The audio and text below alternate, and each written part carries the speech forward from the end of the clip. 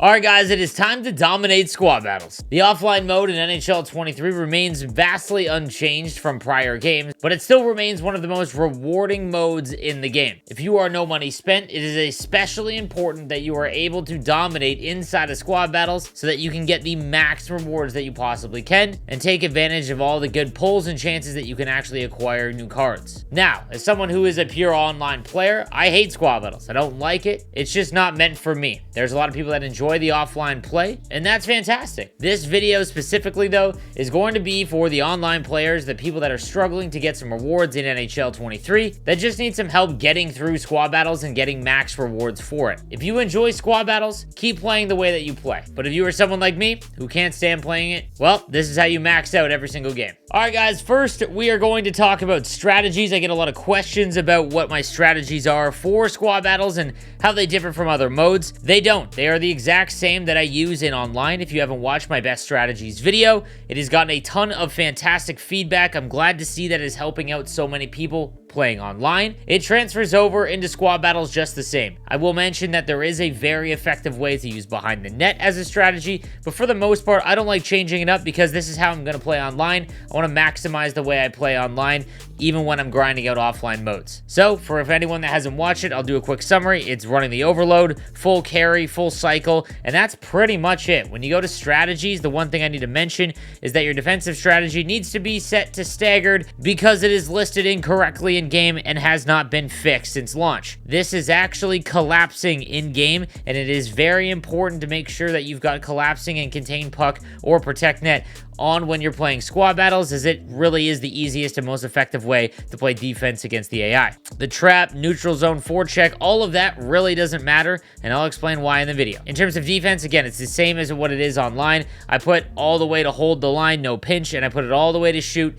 and that's really all there is to it. The lineup remains vastly unchanged. Again, you don't really need to do anything specifically. I will say, if you are someone who is struggling to get shots on goal in squad battles, you might want to think about switching your left-handed players and putting them on the left side and right-handeds on the right. And the reason for that is because you can just get across the line and flick it on net. But if you want to use the strategy that I'm going to show you to score and get as many goals as you want in squad battles, I'd recommend having them on opposite-handed, just like you would when you play online. All right, let's get into the games. All right, so as I mentioned, the squad battle rewards are among the best in the game. They are tradable, and they give you coins on top of it. Rivals is fantastic, and obviously, it is the #1 mode when the rewards actually get handed out correctly for online players, but you really have to choose between shooting your shot with packs that are tradable or doubling up on untradeable packs. Squad battles offers a great mix of everything, so this is definitely something early on you want to pay attention to and focus on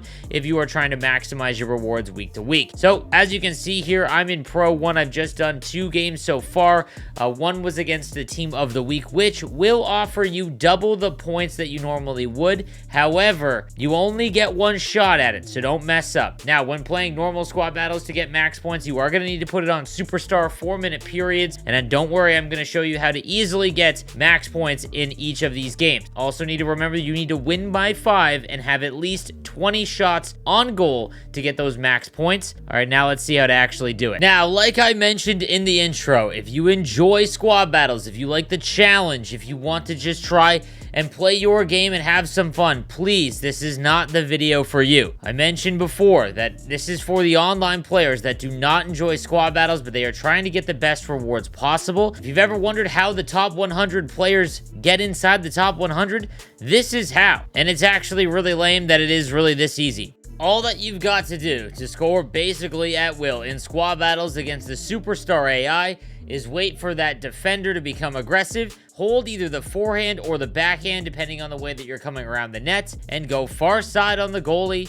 And there it is. That is the most guaranteed goal that you're going to get in squad battles. There's a few ways to set it up, and I'm going to show you now. Okay, so the first thing you need to remember is that if you get close enough to the boards, the AI on Superstar will auto-pin you along the boards, so you have to make sure that you get them to turn around far enough away from the boards. An easy way to do that is the self-sauce. It is not nearly as effective as it was in prior games, but all you've got to do is tap R1 very slightly. This might take some practice in offline modes, and you'll notice that you kind of push the puck walk ahead. If you do it at the right time, essentially when you're passing by your opposing player, you should be able to get by him with enough speed. Once you are behind the net, hold on the backhand or the forehand, again, depending on the way you're coming around, and then all you've got to do is aim far side. Stick close to the goaltender, it will not poke you, and there it is. Now, the next thing you need to remember is that once you've set up behind the net and there's no defenseman or player chasing you, you kind of just have to wiggle behind the net until they will actually come and put some pressure on you. Once they make the move behind the goal line, then you want to move out and do the wrap. If you do the wrap while both defensemen are out in front,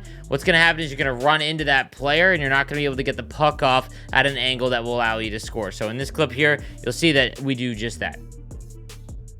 Now, like I said, this also works on the forehand. Same premise, though, is required. Just make sure that someone has chased you behind the net, and it will allow you enough time and space to get that wrap off with the forehand. It is easier to do on the backhand, but like I said, it's very easy to do on the forehand as well. All right, now sometimes you're just going to struggle against the AI trying to pull this off. They'll be way too aggressive. They'll pin you every time, and you're going to get frustrated, so you need to know some other ways to score. I'm going to show you one here using the fast breakout. It's something I've liked to use for the last few years, and that's by shooting the puck off of the boards down the ice when you have it behind your own net on the breakout. The reason why this is so effective is because when you shoot it down the boards, the AI reads it as a shot and not a pass, and it has a way higher chance of getting through, and more often than not, your own player will turn around to receive the pass just like here.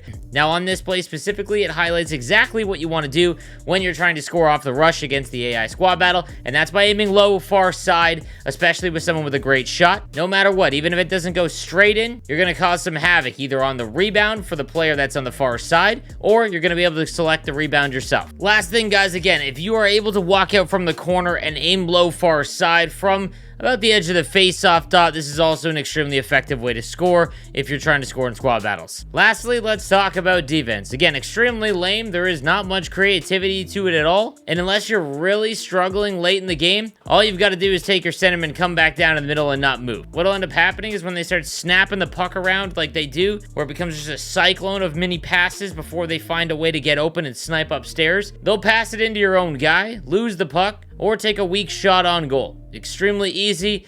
Not much else to show here, guys. It's literally just take the player forward, move him back into the middle, and don't move at all. Again, it sucks that this is how predictive the AI is, but if you're looking to max out squad battles, this is how it goes. And that's it, guys. It's really that simple. Again, for the people that are going to comment that we're just doing the same goals over and over again, I totally understand. I don't judge anyone for playing squad battles straight up or doing this method either. It is all personal preference. Because rewards are compared against your opponents, you need to know the most effective ways to do it, because it is extremely hard if you are actually just playing straight up, and there is respect for people that can actually do that or have fun playing against the superstar AI. Again, it's just not for me, and a lot of people have asked me how to do this in squad battles. Here it is. If you guys enjoyed the video, make sure you give it a like and subscribe to the channel for the most up-to-date news, tips, and info. I'll see you next time. Have a good one.